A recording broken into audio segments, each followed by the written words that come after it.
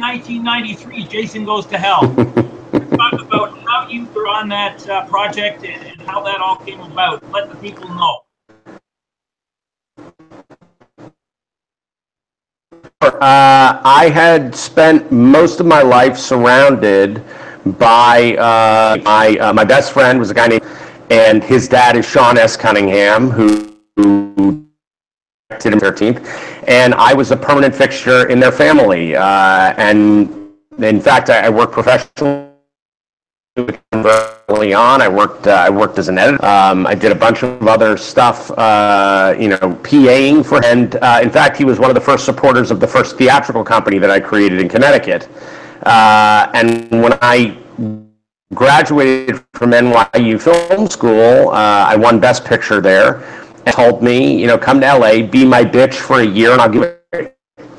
And so I came to LA, I started working with Sean, I set up a picture with him at Disney, ultimately that ended up being called My Boyfriend's Back, and for me helping to set up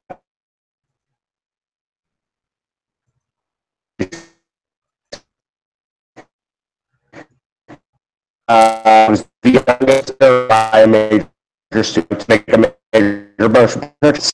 So that's my origin story into heading into. All right. I'm going to just say something right now. That was a bit glitchy. Sorry, Adam. Adam had a Wi-Fi issue, and that's okay. So it was everybody. The commenters, people that are in the comment section, if you could hear Adam, maybe we can go back to that. Adam, can you hear me? You were kind of breaking up a little bit in there. You hear me clear?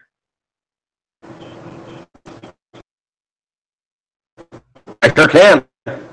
Oh, okay, perfect. Okay, so that is great. So you've been friends with the Cunninghams for a long time. So what was your take on the whole not being able to use the Friday the 13th? Maybe I might have missed that, but the Friday the 13th title for Jason Goes to Hell. It wasn't really an issue because it was.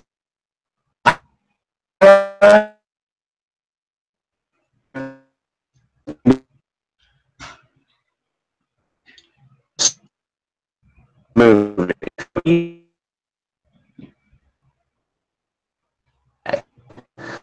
So we were never concerned about 13.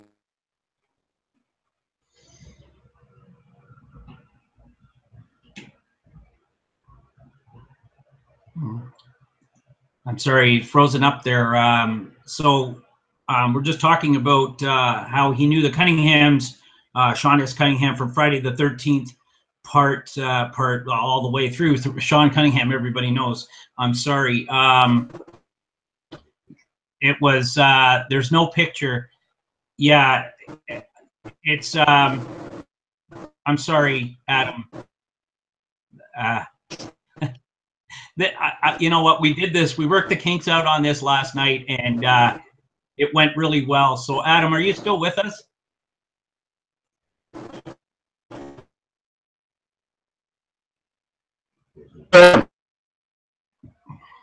Brother.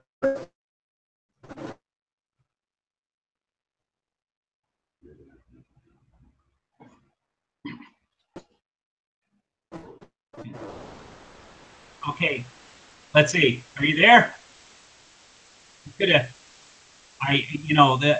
Last night when we did this, it was fantastic. And I've always said that Google Hangouts is way better than Skype.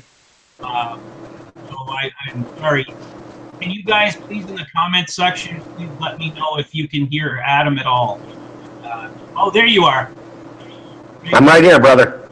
Yeah. Okay. So if you wouldn't mind. You the whole time. The whole Friday the 13th thing with Jason Goes to Hell. I'm sorry. Some people were saying you were really glitchy, and hopefully we can get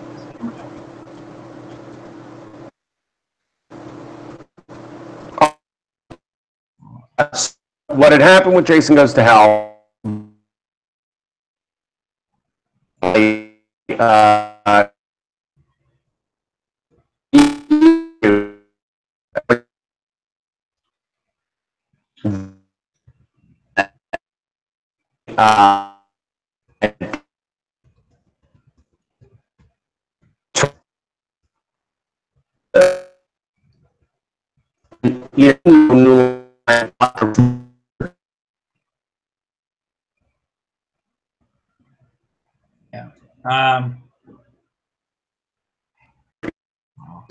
Not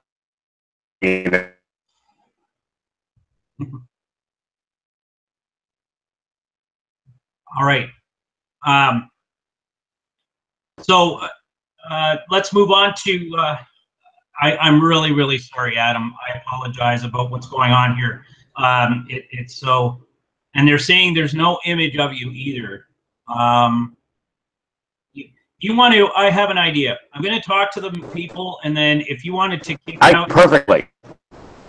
You can hear yourself perfectly. It's glitching on my end. Some of the people are saying that it's glitching out on the YouTube thing because. Are you there? Wow. Okay, so that's okay. Adam, last night, like I said, when we did this, we worked out the kinks, and I'm thinking maybe he's going to switch over to a better Wi-Fi. Unfortunately, that's okay. So let's just say hello to everybody that popped in. Tampa Jay's here. Night of the Brave. Thanks, guys, for joining us. Ed Ventures. Just Aaron is here. Thanks a lot, guys.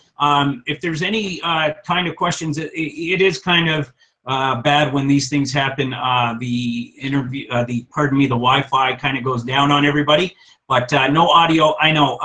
So he's kind of. I think he's kicked himself out, and I don't know. Maybe he's just working a kink out or two. We could. I'm right here. You're back there? Thanks, Tampa Jay. I appreciate that. Thank you so much. We're just waiting on Adam. Hopefully, yeah. You know, they're saying that there's no picture of you, Adam, when you are gone. If you wanted, we could. I'm going to say we could reschedule. I don't know what else to say at this point. No, everybody's just waiting for you. No big deal. We can keep going. I mean, I can talk forever. I'm like Oda Mae Brown from Ghost. Anyway, folks, you know, sometimes these things happen. The internet's not so foolproof when it comes to certain things. And yeah, so that's great. I'm glad that you guys are hanging on. Thank you very much. I love you guys too. It's one of those things. So, if you could just give me a moment, I'm going to play some elevator music while I'm gone.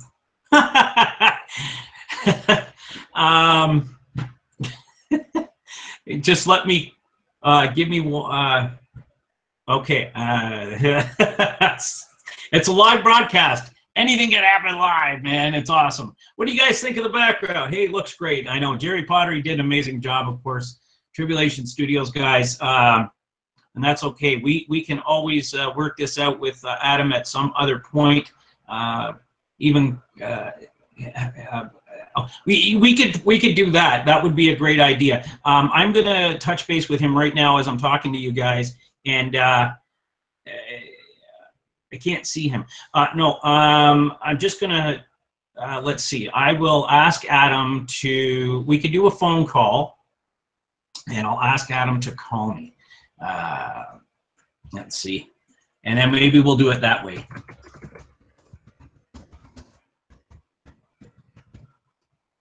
And hopefully we can do this.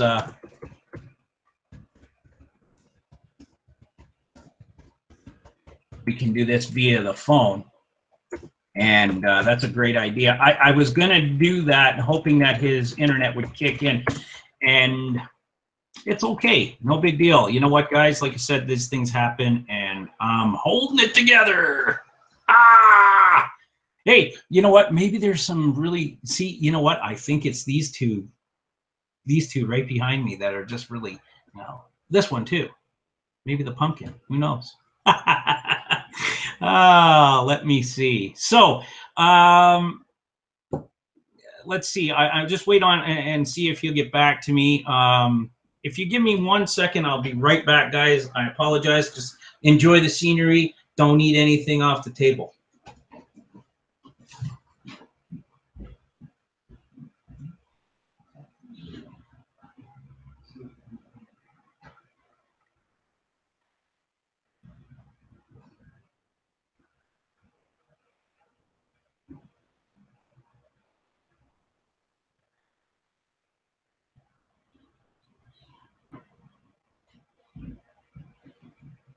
All right, so here I'm back, folks. I sent him a message. I've also got, I'm gonna have Jerry call him in the interim. And so guys, it's okay. I'm really, you know, this is what happens when we go live sometimes. We've had lots of glitchy moments. It's just, you know how it is. The Wi-Fi is sometimes, they just don't work as well as you want them to work. So let me see who is still with us. We still have 7 viewers, and that's great. I'm glad that you guys have stuck around. Thanks for the support. I really appreciate it. Oh, look at you guys. Yeah, but you're not there. Yeah.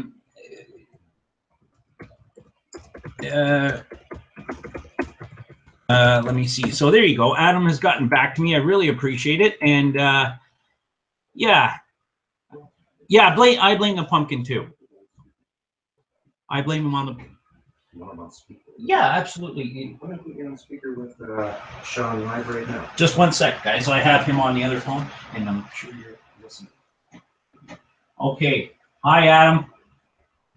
Hey, brother. How you doing? Oh, I am so sorry. So everybody is, you know, waiting for you, and hopefully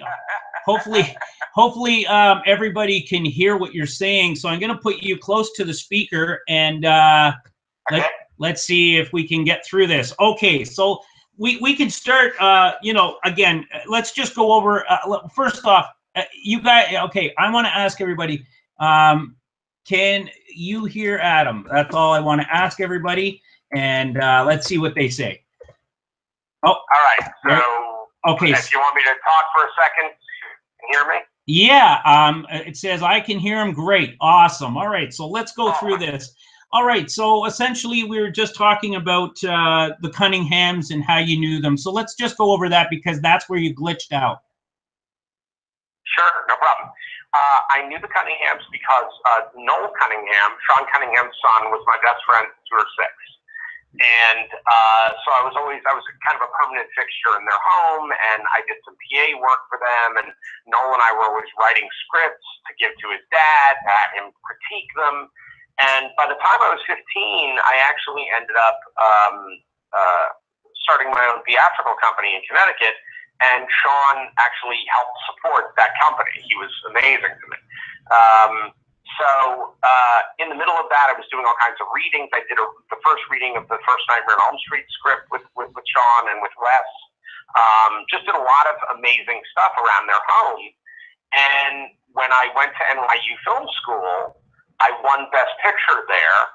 And Sean called me up and made me an offer I couldn't refuse, which was, he said, come out to LA and be my bitch for a year. Those were his words, not mine. And I will give you your shot to make your first feature. So I rushed out to LA. I had $300 in my pocket and no driver's license because I was living in New York for the last 4 years. And I started working for Sean. And in the next year, I helped set up a movie for him that I was going to direct at Disney called My Boyfriend's Back. It was originally called Johnny Zombie, but it ended up being called My Boyfriend's Back. And Disney was taking it in sort of a very Disney direction, which is fine for them. It just wasn't the movie I wanted to make. Right. So I came to Sean. I said, Sean, you know, set up this movie for you. You should be thrilled that everybody's going to make a lot of money. That's great. I said, but you know, I want to make a feature. And Sean said, well, New Line is picking up the rights to Friday the 13th. Right. and he let me, gave me a shot to write and direct the picture. And so I wrote a treatment in 3 days, brought it to him. He loved the treatment, and we started developing the script. And in fact, the guy who had written that other movie, My Boyfriend's Back, Dean Laurie, who was my closest friend in college, one of my roommates, Dean and I ended up writing the script together. And that's how I jumped into Jason Goes to Hell. So I got hired to start writing the movie when I was 21. Right. I made the film when I was 23, and I was the youngest writer-director ever hired by a major studio to direct the movie. Are you there? So, oh yeah, how that all? Oh no, that was perfect. Everybody got it. They heard you clear as a bell. That's awesome. So you mentioned the late Wes Craven.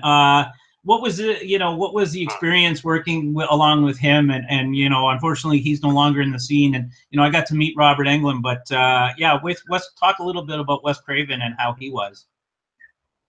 Wes, everybody called him Uncle Wes. Wes was amazing. Wes was the thing about Wes Craven, and by the way, the thing about a lot of horror guys. Stephen King, Clive Barker, a lot of these guys, they seem like they're going to be really scary dudes, especially because of the kind of things they make. Nothing could be further from the truth. Wes was one of the kindest, most soft-spoken, just a very sweet, thoughtful man. And in fact, when he came to NYU while I was a student there, and he was showing the movie Shocker.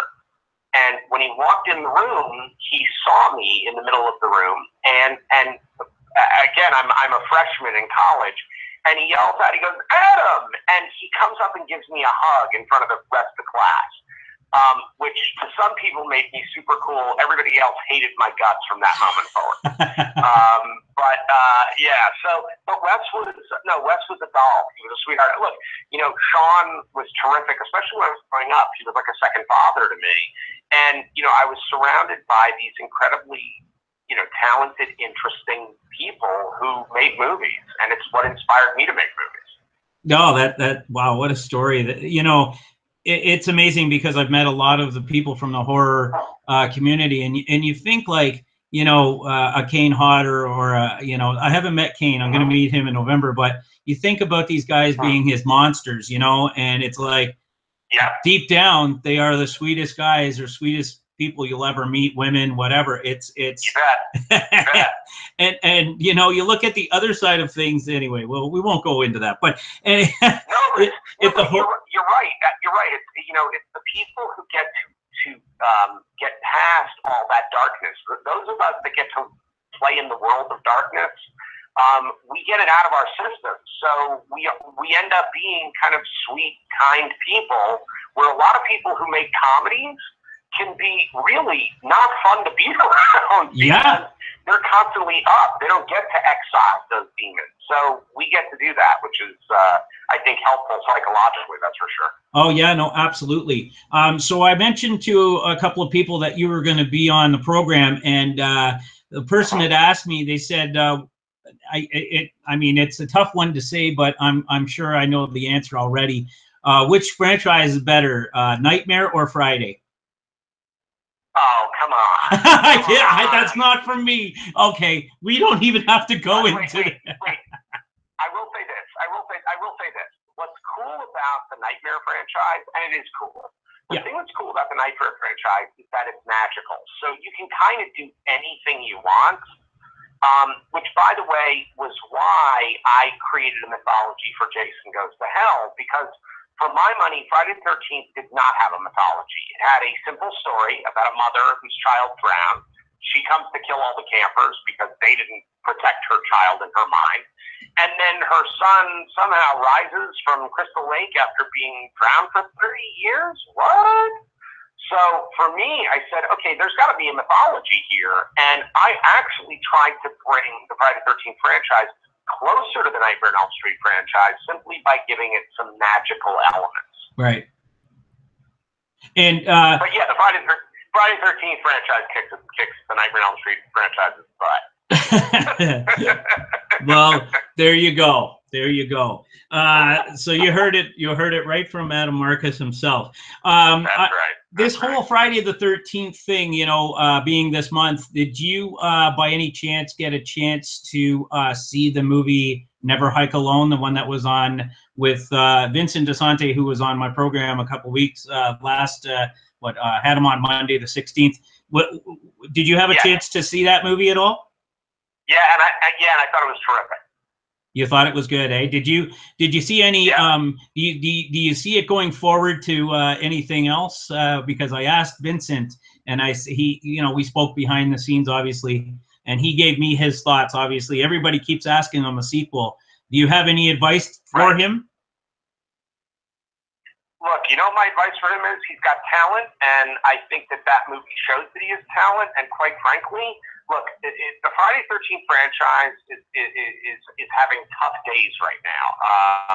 With the lawsuit that's going on, Victor Miller and Sean, and all this stuff that's happening behind the scenes.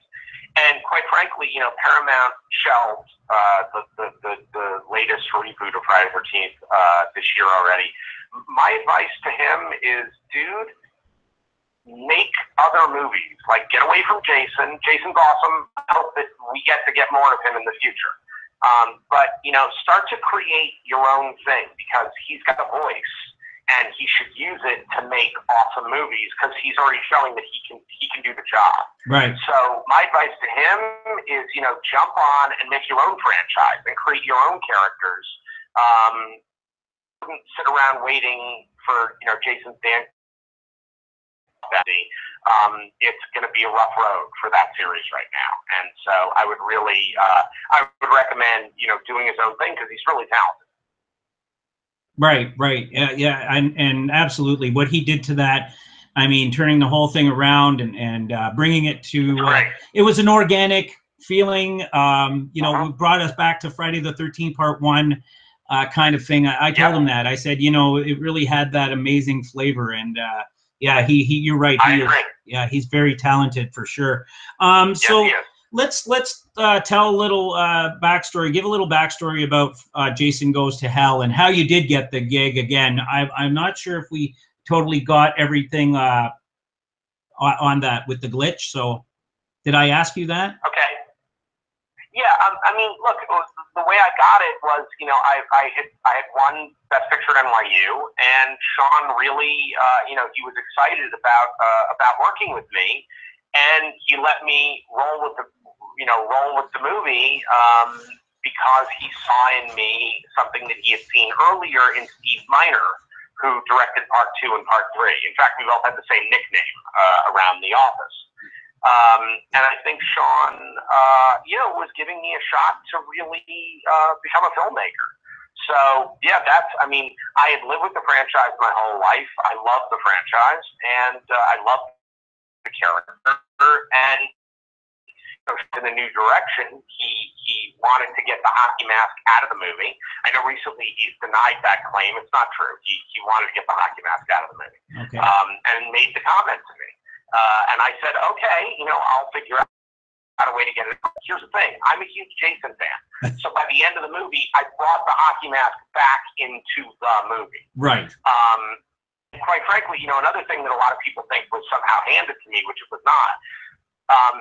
Freddy's glove dragging Jason's mask into hell was 100% my idea. New Line did not make me do that. New Line did not dictate that. I was putting all kinds of Easter eggs into the movie. And if you watch the film, I asked Sam Raimi, who I was hanging out on set of Army of Darkness with, I told him I wanted to put the Necronomicon into the film. And Sam asked me why. I told him, and Sam literally put the Necronomicon into a baggie and handed it to me to put in the movie. So I had all these kind of amazing, kind of fun Easter eggs for the fans. And I said, wait a second, we were all hanging out at our apartment, and I said, wait a second, doesn't New Line own Freddy outright? Isn't it theirs? And my roommates were like, yeah, I think so.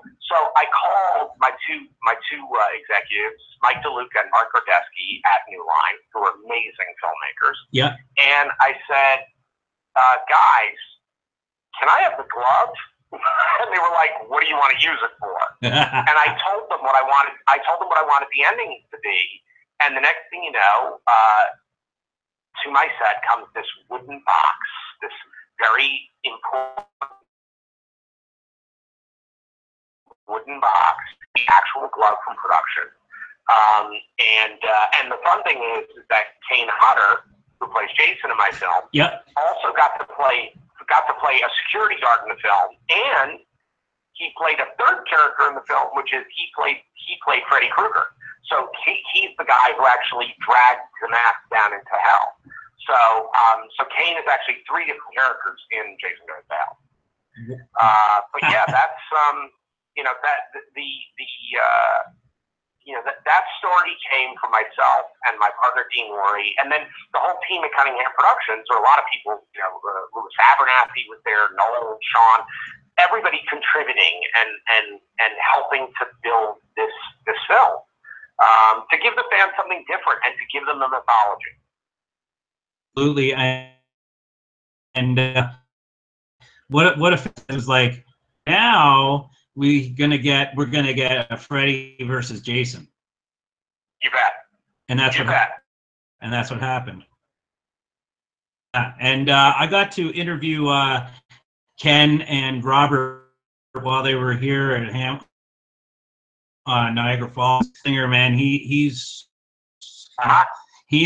one hell of a guy. Again,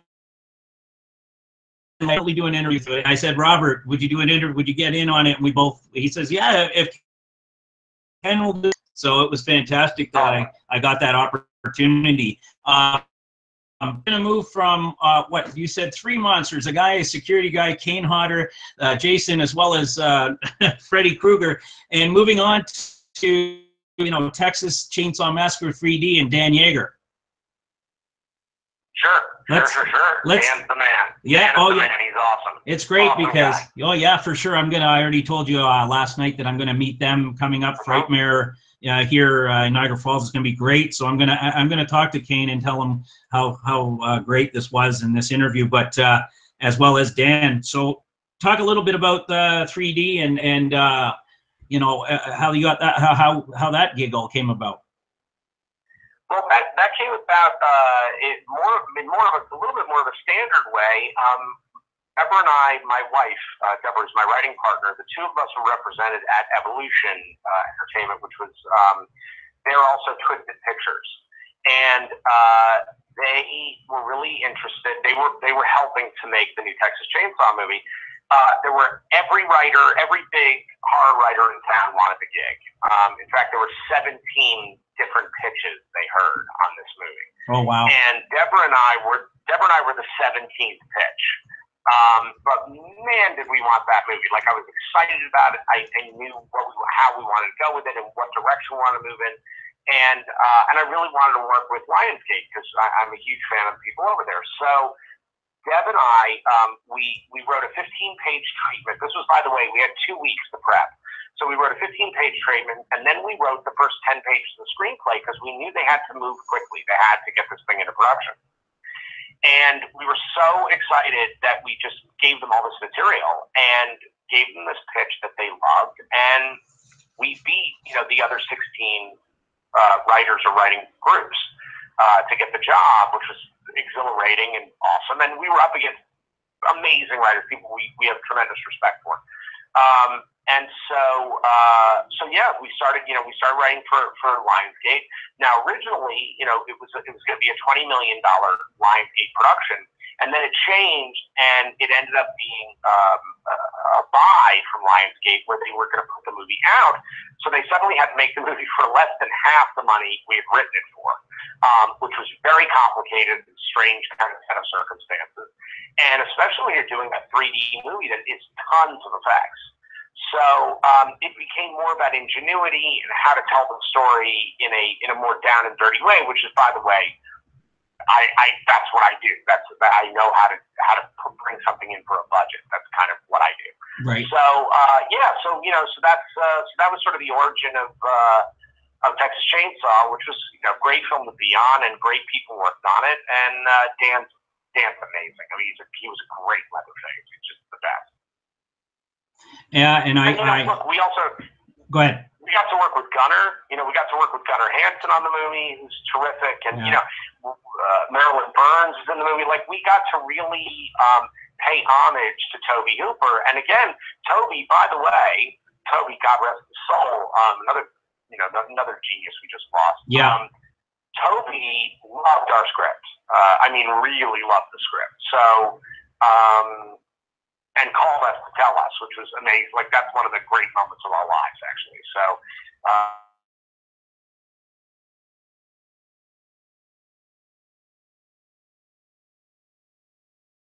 oh my gosh. I'm not like a fanboy of any, by any means. Sure. I just love what you guys do and your crafts and everything like that. Like your whole, how you guys put things together when things do come together. I've actually been on movie sets, and then when you actually look, you get to see. You get to see when you go to the screening and you're like, oh, I remember being on that part of the set, but why did they cut that out? And there's reasons for it. I mean, you gotta cut back on certain things and whatnot. But let's say, I'm gonna say this. So, you did Jason Goes to Hell in 1993. You did Conspiracy in 2008. Texas Chainsaw in 2013, Momentum in 2015, and obviously right now you're coming off of a movie that you've just done, Secret Santa. So let's talk a little bit about Secret Santa, and if you could give everybody just a little backstory and all that of what the movie entails. Absolutely. Well, what happened was about 2.5 years ago, right after Momentum, my wife Deborah and I formed a company called Skeleton Crew with our best friend Brian Sexton, who's a brilliant producer. He's made about 40 movies. And Brian, genius when it to putting projects together. And so really what we wanted to do is we didn't really want to be in the studio system anymore. We loved doing it. It was really fun, but you don't really get to make the choices on the kind of content you're creating when you're working for a studio because they're paying the bills. They get to make the choices, which makes all the sense in the world. So we wanted to kind of take control of our careers. And one movie that you didn't mention, I made a movie in 1998 called Let It Snow. Oh, yes. Released in 2000. Yeah, I do have that. I had it in another. That's okay. I have a little tidbit of questions for every little thing. So I'm sorry. Yeah, go ahead. No, not at all. No. It's totally fine. The only reason I bring it up is Let It Snow was an independent film I made with my brother, Kip, who is a wonderful actor and writer. And the two of us made that movie for about $200,000. This is after I did Jason Goes to Hell because I didn't want to be pigeonholed. I didn't want every movie I made to have a part number at the end of it. So we made this little independent movie, and the movie went to Sundance. We won AFI LAIFF. We were in Deauville Film Festival in France, Avignon Film Festival. We were all over the world. And the thing is, the experience of that was so joyous, was so powerful, that I went to, when Deborah and I and Brian set up our new company, I was like, look, I want to make the kind of movies that I am just proud of everything we put out there. And if it's good or if it's bad, we'll take it. Just, we know that it's our choices that are making these movies. Right. So the other part of it is, I kind of looked around our industry and said, where are all the Roger Cormans? Where did all the Roger Cormans go? Where did the people go who supported young talent and new talent? And it wasn't about money. It was about telling stories. The company has an agenda to really go out there and discover people and to take great writers who've written 20 movies but have never gotten a chance to direct a movie. To take, artists who their whole lives have wanted to do one job and they've never gotten a chance to do that job. Also, to hire people who are quote unquote too old for our business. Right. And to always, be championing diversity, whether it be from gender or color or religious background. So what we want to do is make really cool genre films for a budget, but let people really make their movie, tell their story. So in an effort to make sure that that would work, we made our first film, which was Secret Santa. Right. So Secret Santa is a haramedy. Haramedy. It is a haramedy. And the thing about Secret Santa is, it's really your fantasy of what Christmas could be if you got to tell everybody what you really think of them.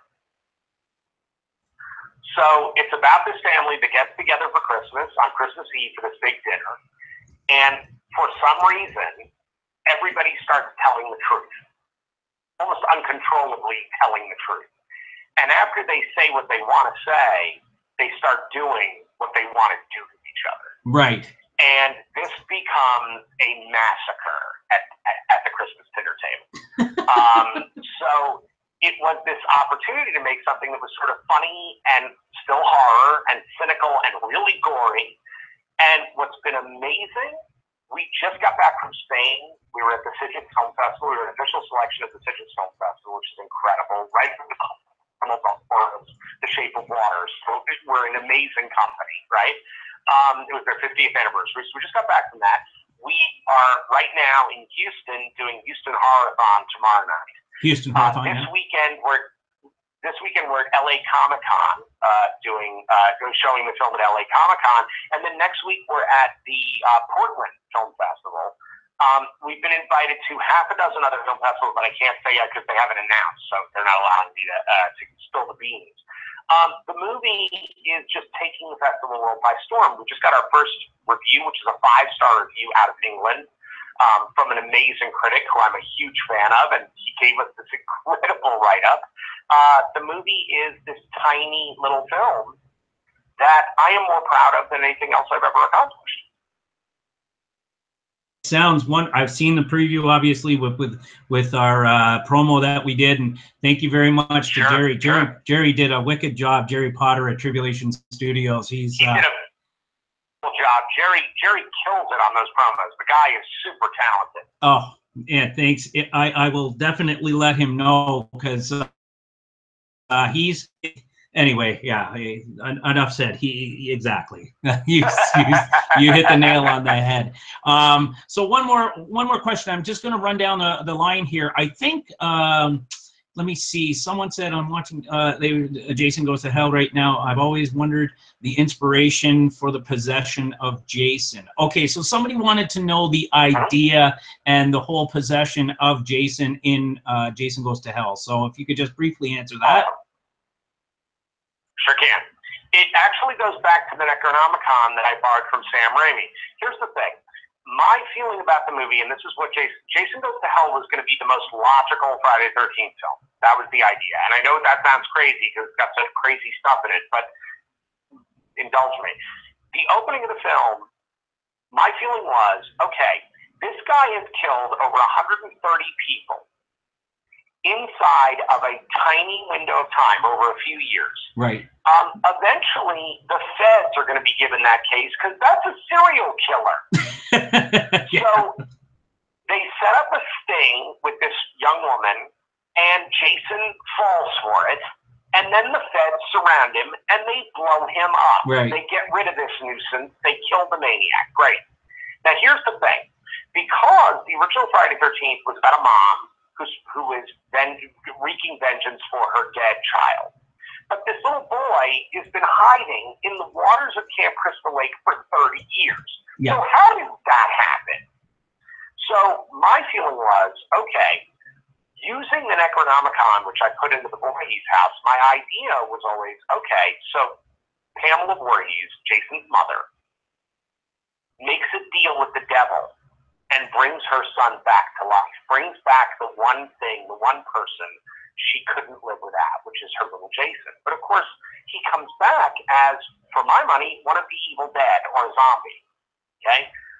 This gives him a different set of circumstances and different abilities. So my idea constantly was, okay, if Pamela makes this deal with the devil, her son isn't just her son. Her son is the demon from hell. So you can blow up a demon from hell. It doesn't mean the core of evil is going to disappear. And it's why early in the film, the coroner eats the evil heart and takes on the idea of being Jason. And it's something people say like, oh, there's not enough Jason in your movie. I'm like, wait a second. There's more Jason in my movie than any of the Friday the 13th. It's just that he's not wearing a hockey mask. He's wearing other people's skin instead of wearing a hockey mask. So what they're bemoaning is there's not enough hockey mask in the movie. Well, I'm not interested in making a movie without a hockey mask. I'm interested in making a movie without a character. Right. And for me, the fun of Jason Goes to Hell was getting all these different actors to work with Kane so that Kane could train them to move like Jason, act like Jason, to do all of this stuff that actually I think became far more complicated and interesting. So that's why Jason is this body hopping demon. And honestly, he's trying to get back to his true form, which by the end of the movie, he comes back as the big hulking Jason with the hockey mask. Yeah. So there you go. That answers Tampa Jay's question. He's in Florida. He's a great guy. He really wanted to know that the whole idea behind it. So that was well explained. There you go. He said, hey, that was my question. One other, I think there's two other questions here from Aaron. Aaron asks, he says, do you have, when you started professionally at 15, which he thinks is totally amazing, how early on did you know and what, that you wanted to be involved in theater and film and whatnot? Sure. Well, my whole family was in the business. My whole family, they're mostly actors. Almost everybody in the family is an actor. My Uncle Joe actually made a movie called Don't Go in the House. He wrote and directed that movie and produced it. So he had made a horror film when I was a kid as well. But here's the thing. I went to see, it's such a cliche for people of my generation, but I went to see Star Wars. I was 9 years old. I saw it on the second day it had opened. It was Saturday. My father had seen it in New York on Friday, drove to Connecticut and took me in the morning to the first show. And I saw Star Wars, I think, 8 times over the next 7 days. Sorry to interrupt you. I think I saw it like 8 times in a day. I went in theater. Right. In the theater. In the theater. There you go. Exactly. Sorry to interrupt. Right? Yeah. Go ahead. No, not at all. No, I know the feeling. And I have to tell you, the first moment that the Star Destroyer flew over my head, the very first time, I said to my dad, that's what I want to do for the rest of my life. Wow. And he thought I wanted to be an astronaut. I was like, no, I'm going to tell stories. I'm going to make things like this happen. And I by the way, when you walk into my house, the first thing you walk into is a full standing stormtrooper at our front door. Wow. So good luck trying to rob you. Real thing for me. This is a big part of my life. And look, soon after I saw Clockwork Orange, I saw The Exorcist, and then I saw my favorite film of all time, which is All That Jazz, which is Bob Fosse's film. Right. And I can tell you, among those movies are the things that have formed sort of what I wanted to do as a filmmaker my whole career. So no, I knew when I was 9 years old, this is what I'm going to do. That's amazing. And you've obviously, you're very successful, and I really appreciate you coming on the show. I just have, this is it, and it's a two-parter, really. One person, Phil's Creepy Videos. He's a great guy. He lives here in Ontario. He's all about horror. He always does reviews and whatnot. He asks, what's your favorite horror movie that's not yours? Oh, well, please. I would never put my horror films as my favorite, ever. My favorite horror movie, The Exorcist is the granddaddy. Okay. It's the best crafted horror movie of all time. But I will say, as a close second, and it's an important second, I would say Jaws. And I know a lot of people don't think of Jaws as a horror movie. Jaws is a horror movie. It's about a giant killer shark that jumps on boats and eats people. It's a monster movie. And the thing about Jaws is that it is the most finely directed film, I think, of all time. It is so beautifully directed to within an inch of its life. So, but I will say, strictly from a horror standpoint, from just that genre, The Exorcist is nothing can beat it. Nothing ever will beat it. It's you know, I know it has now surpassed the money that The Exorcist made, but if you amortize the dollars, it has not. Nothing will ever make the money that The Exorcist made. If you go dollar, you know what dollars were worth back then, what they're worth now. And you know, William Friedkin is. What's wonderful about Friedkin is that even when he directs a straight movie, even when it's not a horror film, there's this edge to it. There's this sense of dread that he brings to a picture. And the other thing that's great about The Exorcist is like all the best horror films. You know, we just lost George Romero this year. Yes, yes. You know, Night of the Living Dead is not a movie about zombies. Yes, there's zombies in the movie, got it. But Night of the Living Dead is a movie about Vietnam. The Exorcist is not a movie about the devil. The Exorcist is actually a movie about broken families. Reagan is a child of divorce. That was becoming a real issue in the 1970s. Friedkin made this film about a little girl whose disappointment over her father not coming for her birthday suddenly falls into bed, and from that point forward, she is sick. And if you watch the movie thinking about it that way, it's actually this incredible story about society, about what was happening at that time. It's also what's beautiful about The Exorcist, and I know a lot of people think that movie is intrinsically evil. I think that movie is intrinsically good, because the point of that film is not that there is a devil. The point of the movie is, if there is a devil, there has to be a goodness. There has to be something bigger than that. Absolutely. There has to be faith and kindness and good things in man.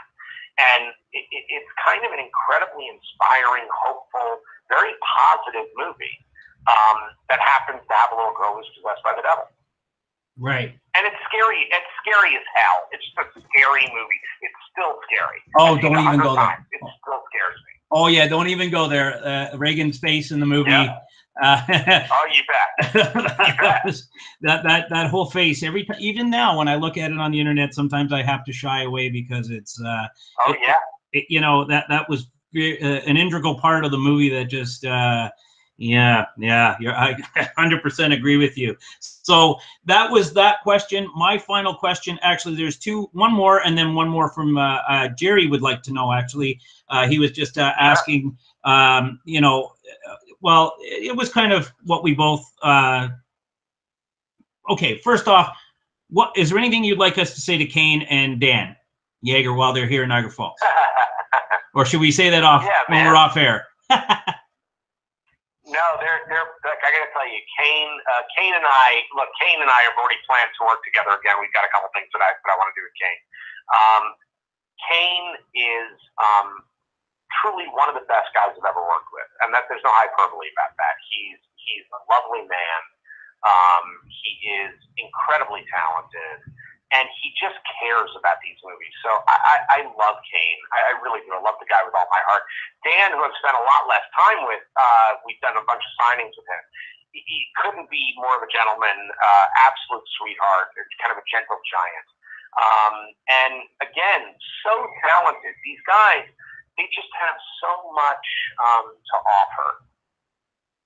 It's pretty extraordinary, man. They're both incredible artists, and I love both of them. They're both incredible people. Oh, that's great. So I'm not going to touch on my other question because you answered it. That's wicked. So other than that, you know, you know, from Tribulation Studios myself, Sean, I would like to thank you, you know, for giving us the time, and apologize about the glitch. I don't know what was going on with that, but whatever. Hey, it's the internet. Hey, whatever. We got around it, and we made it work. That's all that matters. Absolutely. And everybody out there, thanks for joining us. You know, the people that joined us tonight, really, we're looking forward to talking to you and getting some of their questions out, which was really great. So, yeah, guys that are watching, stay tuned tomorrow night. I'm going to have Johnny Alonso and Kip Tribble, who are Coffin 1, Coffin 2. Johnny Alonso's a great actor. Right now he's in New York. He's shooting some footage. Hopefully we're not going to get any glitchy stuff from him, because I'll get Johnny.